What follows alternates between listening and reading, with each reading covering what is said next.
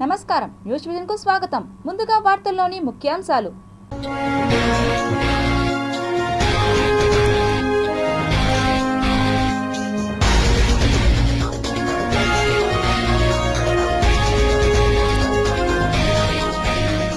Space X అద్భుతం, అంతరిక్షం నుండి భూమిపైకి సురక్షితంగా దిగిన రాకెట్. చైనాను ఎదుర్కొనేందుకు మోడీ కీలక నిర్ణయం, అణు జలాంతర్గముల నిర్మాణానికి ఆమోదం. తుఫాన్ ఆంధ్ర, ముఖ్యమంత్రులు ఎవరైనా పెను సవాళ్లే. ముంచుకొస్తున్న తుఫాన్, ఆంధ్రప్రదేశ్కి మరో గండం. రేపు శ్రీవారి వీఐపీ బ్రేక్ దర్శనాలు రద్దు, తిరుమలపై తుఫాను ప్రభావం.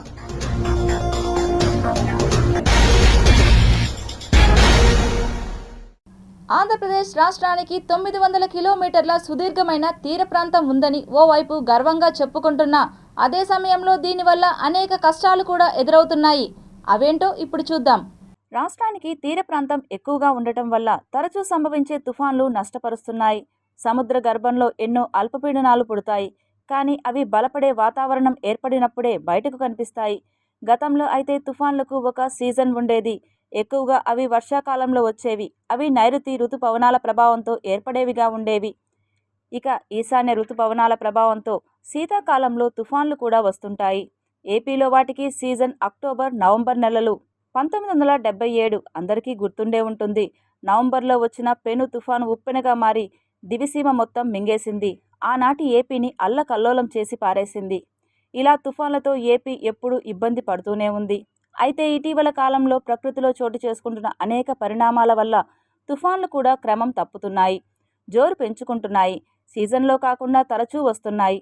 ప్రకృతికి అనర్థంగా చేసే పనుల వల్లనే ఈ వాతావరణ మార్పులు అని అంటున్నారు పర్యావరణవేత్తలు. దీనివల్లనే క్లౌడ్ బరస్ట్ ఏర్పడుతోందని, ఫలితంగా ఒక పెద్ద నదీ జలాన్ని ఒక నగరం మీద కుమ్మరిస్తూ దారుణమైన జల విలయానికి కూడా ఈ తుఫాన్లు, వానలు కారణం అవుతున్నాయని వాతావరణ నిపుణులు భావిస్తున్నారు. ఇప్పుడు మరిన్ని క్యూలో ఉన్నాయి. దాంతో తుఫాను అంటే ఏపీ హడలిపోతోంది. ఇటీవల బెజవాడ వరదలు, గోదావరి జిల్లాల్లో పంట మునకలు, తీరని నష్టాలు గుర్తు చేసుకుని బాబోయ్ అని అంటున్నారు. ఇక ఇదే అక్టోబర్ నెలలో 3 తుఫాన్లు వరుసగా వచ్చే అవకాశం ఉందని అంటున్నారు. అందులో తొలి తుఫాను మొదలైంది. దక్షిణాంధ్ర మీద అది తీవ్ర ప్రభావం చూపే ప్రభావం కనిపిస్తోంది. ఇప్పటిదాకా మధ్య కోస్తా, ఉత్తరాంధ్ర దారుణంగా నష్టపోయాయి. ఇప్పుడు దక్షిణాంధ్ర వంతు అని తలుచుకుంటేనే ఏపీకి ఎంతటి కష్టం అన్న భావన కలుగుతోంది. ఇదిలా ఉంటే విభజన ఏపీలో చూస్తే గత 10 ఏళ్లలో ఎన్నో తుఫాన్లు హడలెత్తించాయి. 2014లో చూస్తే అదే అక్టోబర్లో హుద్హుద్ తుఫాన్ విశాఖ మీదుగా తీరం దాటి మెగాసిటీని అల్లకల్లోలం చేసి పారేసింది. ఇక 2015 డిసెంబర్లో వచ్చిన వార్దా తుఫాను ఏపీని కల్లోలంగా మార్చింది. దీని ప్రభావంతో నెల్లూరు, కడప, అనంతపురం, చిత్తూరు జిల్లాలు విలవిల్లాడాయి.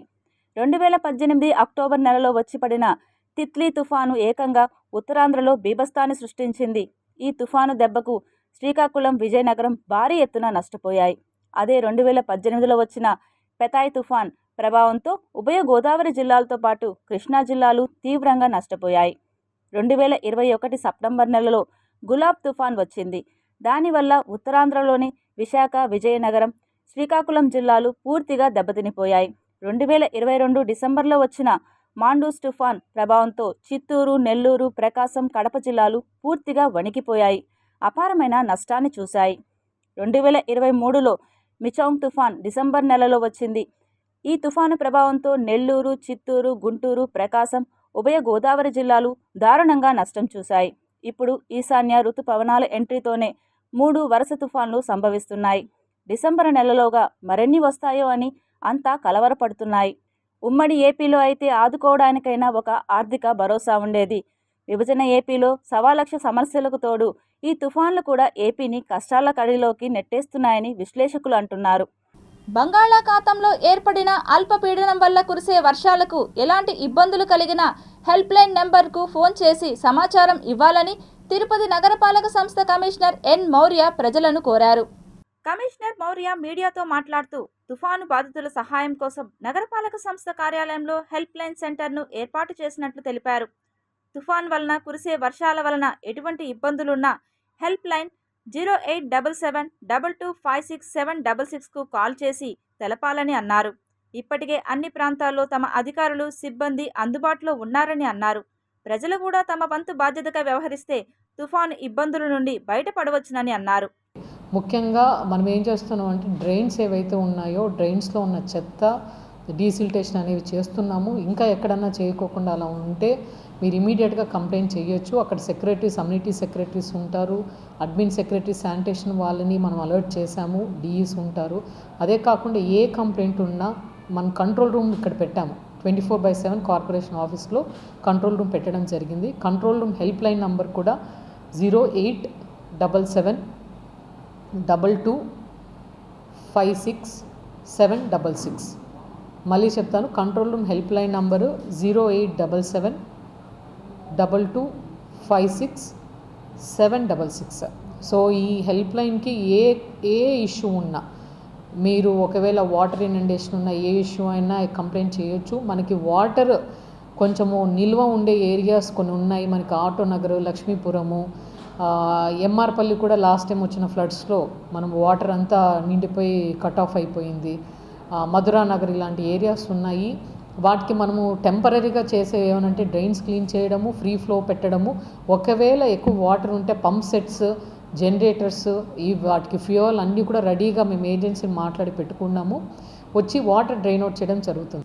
ఆగ్నేయ బంగాళాఖాతంలో ఏర్పడిన తుఫాను నేపథ్యంలో 16వ తేదీన అన్ని రకాల వీఐపీ దర్శనాలను టీటీడీ రద్దు చేసింది. భక్తుల భద్రతను దృష్టిలో పెట్టుకొని ఈ తరహా దర్శనాలను రద్దు చేసింది. దీంతో ఈ వేళ అంటే అక్టోబర్ 15న అదనపు ఎగ్జిక్యూటివ్ కార్యాలయంలో సిఫార్సు లేఖలను స్వీకరించరని టీటీడీ ప్రకటించింది. భక్తుల సర్వదర్శనం మాత్రం మామూలుగా కొనసాగుతుంది. తుఫాను హెచ్చరికల నేపథ్యంలో భక్తులు కూడా అప్రమత్తంగా వ్యవహరించాలని, తగిన జాగ్రత్తలు పాటించాలని టీటీడీ సూచించింది. 2 రోజుల్లో తమిళనాడు, దక్షిణ కోస్తా దిశగా తుఫాను వచ్చే అవకాశం ఉందని వాతావరణ శాఖ అంచనా వేస్తోంది. ఇది 17వ తేదీ కల్లా మరింత బలపడి చెన్నైకు దక్షిణం వైపున తీరం దాటుతుందని చెబుతున్నారు. ఈ నేపథ్యంలో తిరుమలలో భారీ వర్షాలు కురిసే అవకాశం ఉన్నట్టు భావిస్తున్నారు. వీఐపీలు వస్తే భద్రతా చర్యలు చేపట్టడం కష్టమవుతుంది. అందుకని ఈ నిర్ణయం తీసుకున్నట్టు తెలుస్తోంది. బంగాళాఖాతంలో అల్పపీడన ప్రభావంతో దక్షిణ కోస్తా, రాయలసీమల్లో అనేక చోట్ల వర్షాలు కురుస్తున్నాయి. ఈవేళ రేపు కూడా ఇదే పరిస్థితి ఉంటుందని భావిస్తున్నారు. తిరుమల మొదటి ఘాట్ రోడ్లో మంగళవారం రోడ్డు ప్రమాదం జరిగింది. తిరుమలలోని మొదటి ఘాట్ రోడ్లో 1వ మలుపు వద్ద టెంపో అదుపు తప్పి రోడ్డు డివైడర్ను ఢీకొట్టింది. ఈ ప్రమాదంలో టెంపోలోని డ్రైవర్ తలకు తీవ్ర గాయాలయ్యాయి. 4 భక్తులకు స్వల్ప గాయాలయ్యాయి. ఘటనా స్థలానికి పోలీసులు చేరుకున్నారు. గాయపడిన వారిని ఆసుపత్రికి తరలించారు. ఘటనపై పోలీసులు కేసు నమోదు చేసి దర్యాప్తు చేపట్టారు.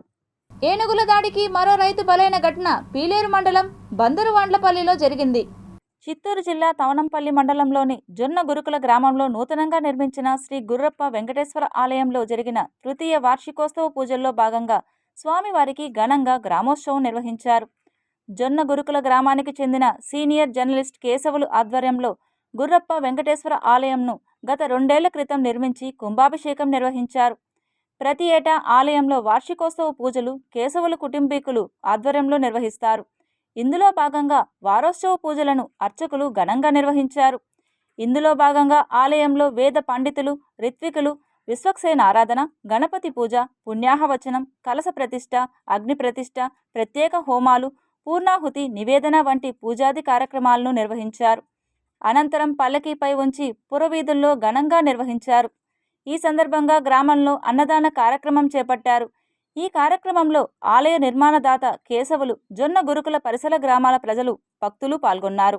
సెల్ ఫోన్ల చోరీ కేసులో 5 ముద్దాయిలను అరెస్ట్ చేసి 32 సెల్ ఫోన్లు స్వాధీనం చేసుకున్నట్లు Tirupati law and order ASP Ravi Manoharachari తెలిపారు.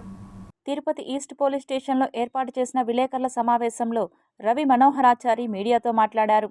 5 లక్షల రూపాయలు విలువ చేసే 32 ఆండ్రాయిడ్ సెల్ ఫోన్లు నిందితుల నుండి స్వాధీనం చేసుకున్నామని ఆయన చెప్పారు. ఉదయం 10 గంటలకు తన సెల్ ఫోన్ పోయినట్టుగా ఒకతను నిన్నటి దినం కంప్లైంట్ ఇవ్వడం జరిగింది. ఫిర్యాదు ఎవరంటే శ్రీనివాసులు, తండ్రి యాదుల వెంకటేష్, భగత్ సింగ్ కాలనీ, తిరుపతి. ఇతను ఆటో డ్రైవరు. ఇతని ఫోన్ పోయిందని చెప్పి ఒక కంప్లైంట్ ఇవ్వడం జరిగింది నిన్న. ఆ కంప్లైంట్ ఇచ్చిన దాని మీద దర్యాప్తు చేస్తే దర్యాప్తులో భాగంగా ముప్పు మల్లికార్జున ఇతనిది వచ్చేసి అన్నమయ్య జిల్లా పుల్లంపేట గ్రామము. అతన్ని అరెస్ట్ చేస్తే అతని దగ్గర నుంచి ఫోన్స్ రికవర్ చేయడం, ఈ పర్టికులర్ ఈ కేసులో ఫోన్ రికవర్ చేయడం జరిగింది. అతను చెప్పిన సమాచారం ఏంటంటే, ఈ విధంగా ఆ పిల్లోడు రాత్రుల పూట పగలు కానీ యాత్రికులు నిద్రిస్తున్న సమయంలో వాళ్ళ దగ్గర నుంచి ఫోన్స్ బస్ స్టాండుల్లో కానీ మార్కెట్స్లో కానీ ఫోన్స్ దొంగిలించి ఆ ఫోన్స్ని ఈ సెల్ షాప్స్ ఉంటాయి, సెల్ మెకానిక్ షాప్స్ కానీ సెల్ షాప్స్ కానీ ఉంటే వాళ్ళకి అమ్మి డబ్బు సంపాదిస్తున్నాను చెప్పడం వల్ల అతను చెప్పిన మేరకు తాండవ ముఖేష్ అనే అతను కూడా ఒక సెల్ షాప్ యజమాని. అదేవిధంగా బడబాగ్ని జగదీష్, అతను కూడా ఒక సెల్ ఫోన్ మెకానిక్ క్రేజీ మొబైల్స్లో. అదేవిధంగా రావూరి అమర్నాథ్ రెడ్డి శక్తి సెల్ కేర్ యజమాని. అదేవిధంగా కుందపు శ్రీనాథ్ మహితా మొబైల్ షాప్ యజమాని. వాళ్ళ దగ్గర నుంచి దాదాపుగా 32 సెల్ ఫోన్స్ను రికవరీ చేయడం జరిగింది. ఈ 32 సెల్ ఫోన్స్ వెరిఫై చేయాలా, దానిలో ఉన్నటువంటి ఐఎంఈ నెంబర్స్ ఏమి, ఎవరికి సంబంధించింది, లేదు ఇంతకుముందు మాకు కంప్లైంట్స్ ఏమైనా ఉన్నాయా ఈ పర్టికులర్ సెల్ ఫోన్కి సంబంధించినటువంటిది వెరిఫై చేసి తదుపరి చేస్తాం. ఎన్నికల సందర్భంగా రాజకీయ పార్టీలు ఇచ్చే ఉచిత హామీల్ని లంచాలుగా పరిగణించాలంటూ దాఖలైన పిటిషన్ను సుప్రీంకోర్టు విచారణకు స్వీకరించింది. ఈ పిటిషన్పై తమ అభిప్రాయాలు తెలియజేయాలని అటు కేంద్ర ప్రభుత్వానికి ఇటు భారత ఎన్నికల సంఘానికి సుప్రీంకోర్టు నోటీసులు జారీ చేసింది. ఇటీవల జరిగిన ఎన్నికల్లో దేశవ్యాప్తంగా అన్ని రాజకీయ పార్టీలు ఉచిత హామీలను గుప్పించిన విషయం అందరికీ తెలిసిందే. ముఖ్యమంత్రి చంద్రబాబు నాయుడు, ఉప ముఖ్యమంత్రి పవన్ కళ్యాణ్ సారథ్యంలో రాష్ట్రంలో అధికారంలో ఉన్న తెలుగుదేశం, జనసేన, భారతీయ జనతా పార్టీ సంకీర్ణ కూటమితో పాటు వైఎస్ఆర్సీపీ సహా దేశవ్యాప్తంగా దాదాపు అన్ని పార్టీలు ఎన్నికల ప్రచార సమయంలో అంచనాలకు మించిన హామీలు ఇచ్చాయి. ఓటర్లను తమ వైపు తిప్పుకోవడానికి టీడీపీ కూటమి సూపర్ 6ను ప్రకటించింది. నవరత్నాల పేరుతో వైఎస్ఆర్సీపీ తన ఎన్నికల మేనిఫెస్టోను విడుదల చేసింది. మొన్నటి హర్యానా ఎన్నికలకు ముందు కాంగ్రెస్ పార్టీ 7 గ్యారంటీలను ఇచ్చిన విషయం తెలిసిందే. దాదాపుగా అన్ని పార్టీలు కూడా అనేక హామీల సునామీని జనంపై కురిపించాయి. వాటన్నిటినీ కూడా లంచాలుగా పరిగణించాలంటూ సుప్రీంకోర్టులో పిటిషన్లు దాఖలయ్యాయి. లంచం ఇచ్చి ఓటును కొనుగోలు చేస్తున్నట్లుగా ఎందుకు భావించకూడదంటూ పిటిషన్దారులు సుప్రీంకోర్టును ప్రశ్నించారు. లంచం ఇవ్వడం ఎంత తీవ్రమైన నేరమో దీన్ని కూడా అంతే నేరంగా పరిగణించాలని విజ్ఞప్తి చేశారు. ఉచిత హామీల పేరుతో జనం నుంచి ఓట్లను కొంటున్నారంటూ పిటిషనర్లు అభిప్రాయపడ్డారు. ఇదే విషయానికి సంబంధించి గతంలోనూ 2 సెట్ల పిటిషన్లు దాఖలైన విషయం తెలిసిందే. 2023 ఆగస్టులో అప్పటి సుప్రీంకోర్టు ప్రధాన న్యాయమూర్తి జస్టిస్ ఎన్వి రమణ సైతం దీనిపై తీవ్ర వ్యాఖ్యలు చేశారు. ఎన్నికల ప్రచార సమయంలో ఆయా రాజకీయ పార్టీలు ఇచ్చే ఉచిత పథకాల హామీల పట్ల పిటిషనర్ వ్యక్తం చేసిన ఆందోళన పరిగణించదగ్గదని ఆయన పేర్కొన్నారు. సంక్షేమ పథకాలతో ముడిపెట్టిన ఇలాంటి హామీలన్నీ కూడా ఆర్థిక భారాన్ని మిగుల్చుతాయని పిటిషనర్ ఆందోళన వ్యక్తం చేసినట్లు చెప్పారు. దీనిపై కేంద్ర ప్రభుత్వం, కేంద్ర ఎన్నికల కమిషన్ అధికారులు ఇచ్చే వాదనలను కూడా వినాల్సి ఉందని అప్పట్లో ఎన్వి రమణ అభిప్రాయపడ్డారు. ఓటర్లను ప్రభావితం చేసే ఉచిత పథకాల హామీలపై పర్యవేక్షించడానికి కేంద్ర ప్రభుత్వం ప్రత్యేకంగా ఓ అత్యున్నత స్థాయి కమిటీని ఏర్పాటు చేయాల్సిన అవసరం ఉందంటూ ఆయన ఇదివరకే అభిప్రాయపడ్డారు. నీతి Aayog, finance commission, reserve bank of India, అధికార ప్రతిపక్ష పార్టీలకు చెందిన ప్రతినిధులతో ఈ కమిటీని ఏర్పాటు చేయాలని అప్పట్లో పేర్కొన్నారు. అంతర్జాతీయ స్థాయి రైల్వే స్టేషన్గా తిరుపతి రైల్వే స్టేషన్ త్వరలో సాకారం కాబోతోంది. 300 కోట్ల రూపాయల అభివృద్ధి పనులతో అత్యాధునిక సౌకర్యాలను అందించబోతోంది. తిరుమలకు వచ్చే భక్తులకు కొత్త అనుభూతిని ఇవ్వనుంది. ఏడాదికి సుమారు 6 కోట్ల మంది యాత్రికులు రాకపోకలు సాగించే రైల్వే స్టేషన్ అంతర్జాతీయ ప్రమాణాలతో త్వరలోనే అందుబాటులోకి రానుంది. దాదాపు 7.5 ఎకరాల విస్తీర్ణంలో ఈ ఏడాది ఆఖరికంతా అత్యాధునిక సేవలతో తిరుపతి రైల్వే స్టేషన్ కొంత భాగం అందుబాటులోకి రాబోతోంది. 2022 ఆగస్టులో ప్రారంభమైన తిరుపతి రైల్వే స్టేషన్ ఆధునీకరణ పనులను ఢిల్లీకి చెందిన వరిందేరా కన్స్ట్రక్చర్ చేస్తోంది. ఇందులో భాగంగానే తిరుపతి ఎంపీ మద్దిల గురుమూర్తి రైల్వే స్టేషన్ మోడరైజేషన్ పనులపై రైల్వే అధికారులతో సమీక్ష నిర్వహించారు. సౌత్ సైడ్ స్టేషన్ బిల్డింగ్తో పాటు G+3 భవనంలో ఎయిర్ కాన్ కోర్సెస్, ఇతర ఇంజనీరింగ్ పనులను అధికారులు పరిశీలించారు. రైల్వే స్టేషన్ దక్షిణం వైపు 10,800 చదరపు మీటర్ల విస్తీర్ణంతో 3 అంతస్తుల భవనం పూర్తయింది. బేస్మెంట్ పార్కింగ్ ఏరియా కాగా గ్రౌండ్ ఫ్లోర్లో ticket counters, waiting lounge, departure arrival, concourse రానున్నాయి. బేస్మెంట్లో 200 వరకు 4 చక్రాల వాహనాలు, 300కు పైగా ద్విచక్ర వాహనాలకు పార్కింగ్ సౌకర్యం ఉంటుంది. వర్షపు నీటి కోసం harvesting pits, sewerage treatment plant, water treatment plant నిర్మాణాలు జరగనున్నాయి. ఇప్పటిదాకా సుమారు 144 కోట్ల రూపాయలు ఖర్చు చేసి దాదాపు 56% పనులు పూర్తి చేశారు. దక్షిణం వైపు ఉన్న భవనంలోని 2వ అంతస్తులో common waiting hall area, female waiting area, food courts, toilets, clock room నిర్మాణ పనులను చేపట్టింది. 3వ అంతస్తులో రన్నింగ్ రూమ్, టీటీఈలకు విశ్రాంతి గదులు, రైల్వే ఆఫీసులతో పాటు 8 లిఫ్ట్లు, 2 ఎక్సలేటర్లను నిర్మిస్తోంది. ఇలా తిరుమలకు వచ్చే యాత్రికులకు కొత్త అనుభూతిని కలిగించేలా జరుగుతున్న అభివృద్ధి పనులను తిరుపతి ఎంపీ గురుమూర్తి స్వయంగా పరిశీలించారు. పనుల పురోగతి, రైల్వే అండర్ బ్రిడ్జ్లు, ఫుట్ ఓవర్ బ్రిడ్జ్లపై రైల్వే ఇంజనీరింగ్ అధికారులతో చర్చించారు. 6 ప్లాట్ఫామ్లు, ఫిట్ ఏరియాలను తనిఖీ చేశారు. ప్రస్తుతం 90 రైళ్ల రాకపోకలతో దాదాపు 90,000 మంది యాత్రికులకు సేవలందిస్తున్న తిరుపతి రైల్వే స్టేషన్ మోడరైజేషన్తో ఇకపై రోజు 1,50,00,000 మంది ప్రయాణికుల అవసరాలను తీర్చనుంది. మాజీ ముఖ్యమంత్రి జగన్మోహన్ రెడ్డి ప్రోత్సాహంతోనే ఈ అభివృద్ధి పనులు సాధ్యమయ్యాయని తిరుపతి ఎంపీ గురుమూర్తి గుర్తు చేశారు. తిరుపతి విమానాశ్రయాన్ని శ్రీ వెంకటేశ్వర విమానాశ్రయంగా పేరు మార్చాలని కోరుతూ ఆంధ్రప్రదేశ్ ప్రభుత్వం కేంద్రానికి ప్రతిపాదనలు పంపింది. అలాగే విజయవాడ విమానాశ్రయానికి నందమూరి తారక రామారావు పేరును, కర్నూలు ఓర్వకల్లు విమానాశ్రయానికి ఉయ్యాలవాడ నరసింహారెడ్డి పేరును ప్రతిపాదించారు. ఆంధ్రప్రదేశ్ నుంచి ఈ మేరకు 3 విమానాశ్రయాలకు పేర్లను సూచిస్తూ రాష్ట్ర ప్రభుత్వం ప్రతిపాదనలు పంపినట్లు పౌర విమానయాన సహాయ మంత్రి మురళీధర్ మొహోల్ పార్లమెంట్ సమావేశాల్లో ఒక ప్రశ్నకు లిఖితపూర్వకంగా సమాధానమిచ్చారు. తిరుపతి విమానాశ్రయం పేరును 1999వ సంవత్సరంలో శ్రీ వెంకటేశ్వర విమానాశ్రయంగా పేరు మార్చాలని అప్పట్లో ప్రతిపాదించారు. అయితే అప్పటి కేంద్ర ప్రభుత్వం పేరు మార్చడానికి టీటీడీ కొంత ఆర్థిక సహాయం అందించాలని కోరింది. అయితే టీటీడీ అంత నిధులు ఇవ్వడానికి నిరాకరించింది. అందువల్ల అప్పట్లో పేరు మార్పు సాధ్యం కాలేదు.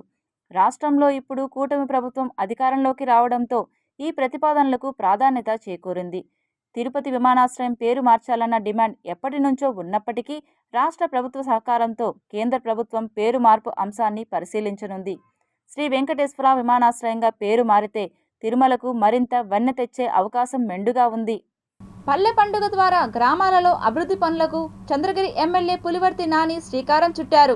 పల్లె పండుగ ప్రగతికి అండగా పంచాయతీ వారోత్సవాలు రాష్ట్ర వ్యాప్తంగా నేటి నుంచి 20వ తేదీ వరకు జరగనున్నాయి.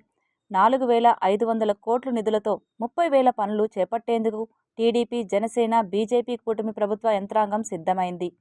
పల్లె పండుగ పంచాయతీ వారోత్సవాల్లో భాగంగా చంద్రగిరి ఎమ్మెల్యే పులివర్తి నాని పాకాల మండలం దామల చెరువు పంచాయతీలో పోలిశెట్టివారిపల్లి, రాజీవ్ కాలనీ 2 గ్రామాల్లో మౌలిక వసతుల కల్పనతో పాటు రైతులకు ఉపయోగపడేలా అభివృద్ధి పనులు చేపట్టారు. ఎమ్మెల్యే రాకతో పల్లెల్లో నిజమైన పండగ వాతావరణం నెలకొంది. గ్రామస్తులు, పార్టీ నాయకులు ఎమ్మెల్యేకు ఘనస్వాగతం పలికారు. శాలువాలు కప్పి పూలమాలలతో సత్కరించి గ్రామంలోకి ఆహ్వానం పలికారు. మహిళలు మంగళ హారతులతో స్వాగతం పలికారు. కొత్తగా సిమెంట్ రోడ్లు, సైడు కాలువల నిర్మాణానికి భూమి పూజ చేశారు. ఈ సందర్భంగా ఎమ్మెల్యే పులివర్తి నాని మాట్లాడుతూ గత వైసీపీ ప్రభుత్వ పాలనలో గ్రామాలలో చోటు చేసుకున్న చీకట్లను పారద్రోలి అభివృద్ధితో వెలుగులు నింపడానికి ఎన్డీఏ కూటమి ప్రభుత్వం పెద్దాయన ముఖ్యమంత్రి నారా చంద్రబాబు నాయుడు ఆధ్వర్యంలో వడివడిగా అడుగులు వేస్తున్నదని తెలిపారు. మాజీ ఎమ్మెల్యే 10 సంవత్సరాలుగా చేయలేని అభివృద్ధి పనులను తాము అతి తక్కువ సమయంలోనే పూర్తి చేశామని గుర్తు చేశారు. పాకాల పంచాయతీ, దామల చెరువు పంచాయతీల్లోని 28 హ్యాబిటేషన్లను కలుపుకొని 2,65,00,000 రూపాయలతో గ్రామాలలో అభివృద్ధి చేపడుతున్నామని ఆయన అన్నారు. కొత్తగా సిమెంట్ రోడ్లు, సైడు కాలువల నిర్మాణానికి భూమి పూజ చేసి శిలాఫలక ప్రారంభోత్సవం చేసినట్లు తెలిపారు. గడిచిన 100 రోజుల పాలనలో పెంచిన పెన్షన్ అభివృద్ధి కార్యక్రమాల గురించి వివరించారు. దీపావళి నుంచి ఉచిత 3 సిలిండర్లు పంపిణీ చేస్తామన్నారు. పెద్దాయన ముఖ్యమంత్రి చంద్రబాబు నాయుడు, చిన్నాయన లోకేష్ బాబు, ఉప ముఖ్యమంత్రి పవన్ కళ్యాణ్ ప్రజలకు అవసరమయ్యే మౌలిక వస్తువుల కల్పనకు, గ్రామాల అభివృద్ధి కోసం కృషి చేస్తున్నట్లు ఆయన తెలిపారు. ఏ విధంగా వాగ్దానాలు చేసిన చంద్రబాబు నాయుడు ఆ విధంగా వాగ్దానాలన్నీ కూడా ఆయన నెరవేర్చుకుంటూ వస్తున్నాడు. వచ్చిన వెంటనే పెన్షన్ పెంచుతానని చెప్పారు. అదేవిధంగా పెన్షన్ పెంచడం జరిగింది. బీఎస్సీ ద్వారా ఉద్యోగాలు ఇస్తా ఉన్నారు, ఉద్యోగాలు ఇవ్వడం జరిగింది. ల్యాండ్ టైటిల్ యాక్ట్ రద్దు చేస్తా ఉన్నాడు, ల్యాండ్ టైటిల్ యాక్ట్ రద్దు చేయడం జరిగింది. ఇప్పుడు రేపు దీపావళి నుంచి కూడా మనందరికీ 3 గ్యాస్ సిలిండర్ ఫ్రీగా ఇస్తారు. అదేవిధంగా దీపావళి తర్వాత మళ్ళా హౌసింగ్, పెన్షన్లు ఏదైతే రావాలో కొత్త అందరూ కూడా పెన్షన్లు అవన్నీ కూడా వచ్చేది చంద్రబాబు నాయుడు గారి ప్రభుత్వంలో అందరూ కూడా కృషి చేస్తా ఉన్నాం. దీనికి అందరూ కూడా మీకందరూ కూడా తెలియాలని కూడా ఈ సభావం కూడా తెలియజేసుకుంటున్నాం. ముఖ్యంగా ఇక్కడ ఈ గ్రామాలకు సంబంధించి ముఖ్యంగా మన ఈ చిత్తూరు జిల్లా ఉమ్మడి చిత్తూరు జిల్లాలో మన ప్రాంతంలో ఎక్కువ కూడా ఈ క్యాస్ట్ సర్టిఫికేట్ అనేది ప్రాబ్లం ఉంది. తిరుపతిలోని ప్రభుత్వ రుయా ఆసుపత్రిలో గుండె జబ్బుల విభాగాన్ని తక్షణం ఏర్పాటు చేసి సామాన్యుల్ని ఆదుకోవాలని కేంద్ర మాజీ మంత్రి చింతామోహన్ డిమాండ్ చేశారు.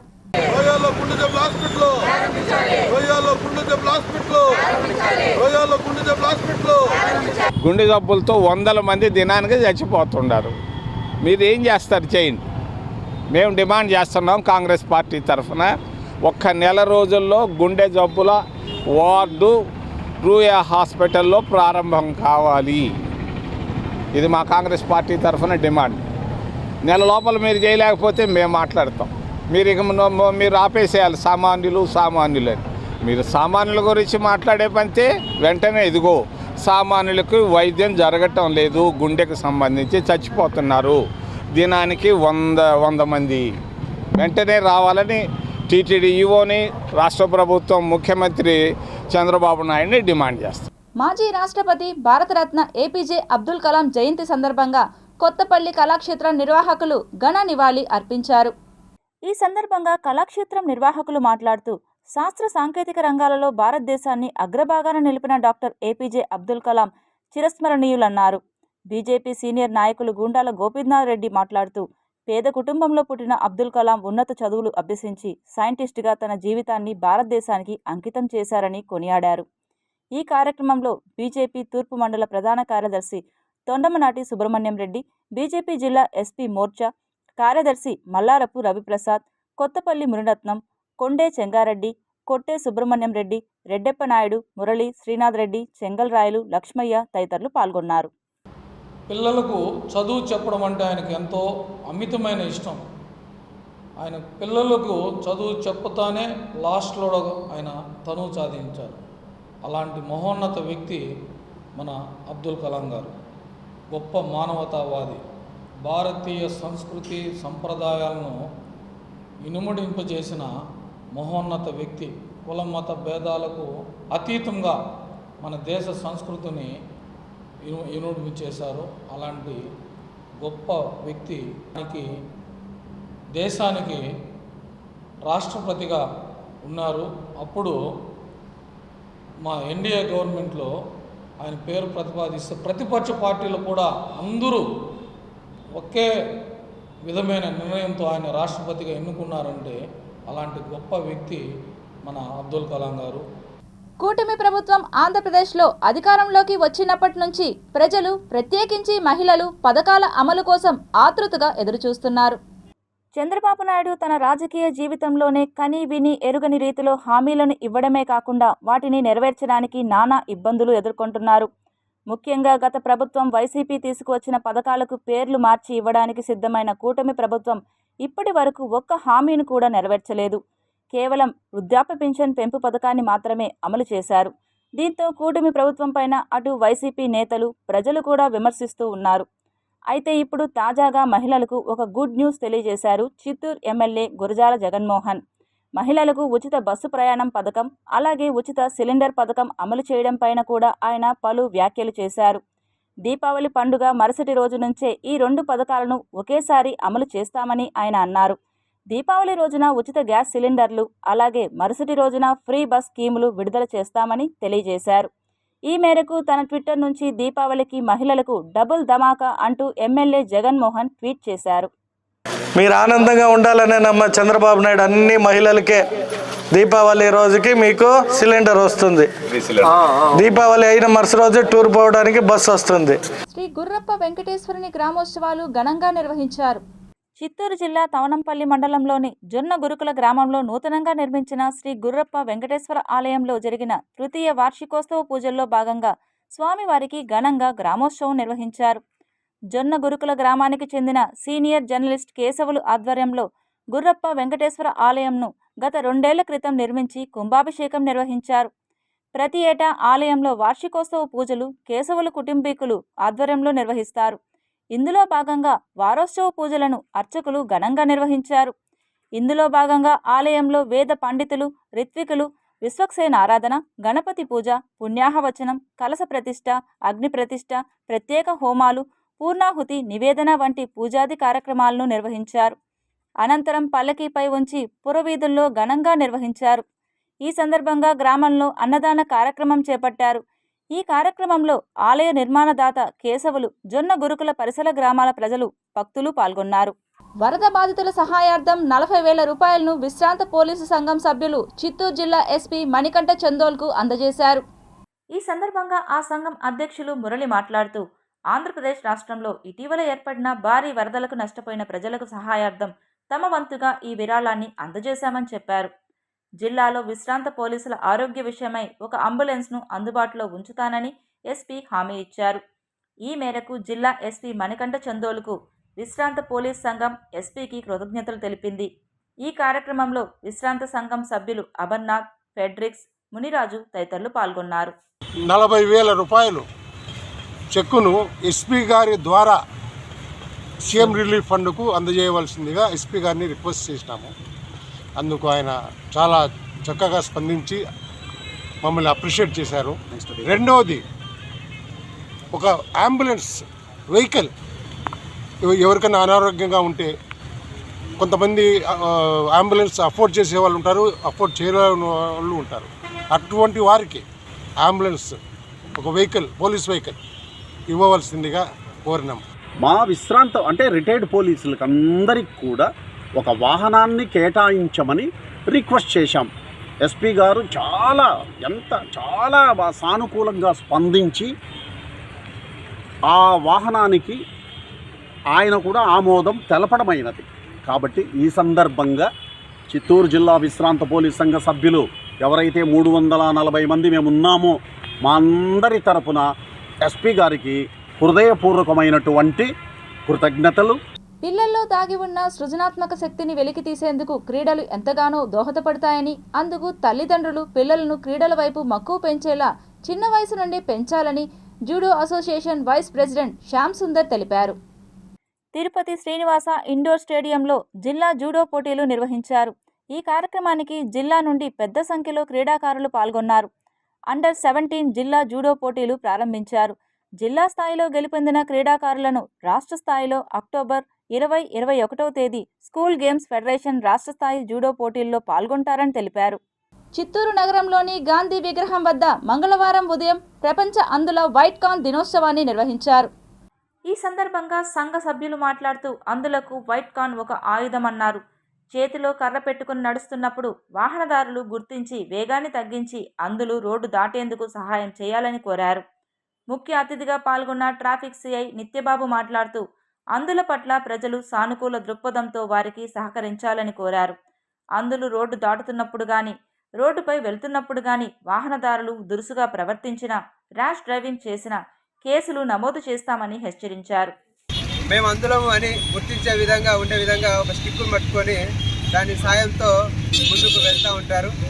అలా వెళ్తున్నప్పుడు చాలామంది వాహనదారులు దానిపైన అవగాహన లేక వాళ్ళకు తగిలించడం, డాష్ ఇవ్వడము, వాళ్ళ స్టిక్స్లు డ్యామేజ్ అయ్యే విధంగా డ్రైవింగ్ చేసి తొక్కించడం ఇలాంటివి జరుగుతూ ఉన్నాయి. అదేవిధంగా వాళ్ళకు కూడా యాక్సిడెంట్స్ చేస్తున్నారు. కాబట్టి దయచేసి ఎవరైనా సరే అందులో మామూలుగా పబ్లిక్ దాటుతున్నప్పుడు వాహనాలు ఏ విధంగా అయితే స్లో అవుతాయో అదేవిధంగా ఈ స్టిక్ పట్టుకొని వెళ్ళేటప్పుడు దాన్ని అర్థం చేసుకొని వీళ్ళు బ్లైండ్, వీళ్ళకి మనం సాయం చేయాలనేటువంటి మంచి ఉద్దేశంతో స్లో అవ్వడము, వాళ్ళు రోడ్డు దాటిన తర్వాత మూవ్ అయ్యి వెళ్ళడము ఇలా చేయాలని విజ్ఞప్తి చేస్తున్నాము. Tirupati gold jewellery and silver merchants association సమాచారం మేరకు తిరుపతి లోకల్ బులియన్ మార్కెట్లో బంగారం, వెండి ధరలు ఇలా ఉంటాయి. 24 క్యారెట్ల బంగారం 10 గ్రాముల ధర 78,280 రూపాయలు. 22 క్యారెట్ల బంగారం 1 గ్రాము ధర 7,114 రూపాయలు. వెండి 1 కేజీ ధర 92,600 రూపాయలు. రీటైల్ వెండి 1 గ్రామ్ ధర 95 రూపాయల 60 పైసలుగా ఉంటుంది. వార్తలు ముగించే ముందు ముఖ్యాంశాలు మరోసారి చూద్దాం.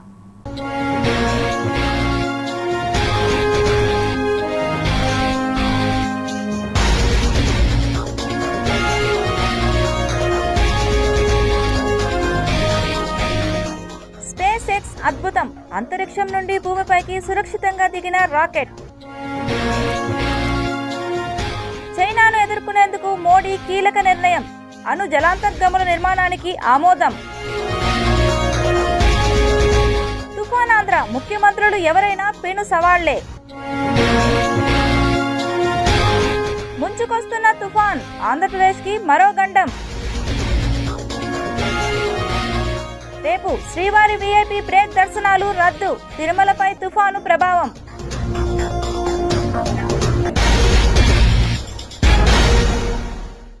ఈ వార్తలు ఇంతటితో సమాప్తం. సమగ్ర సమాచారంతో న్యూస్ విజన్లో మళ్ళీ కలుద్దాం. అంతవరకు సెలవు, నమస్కారం.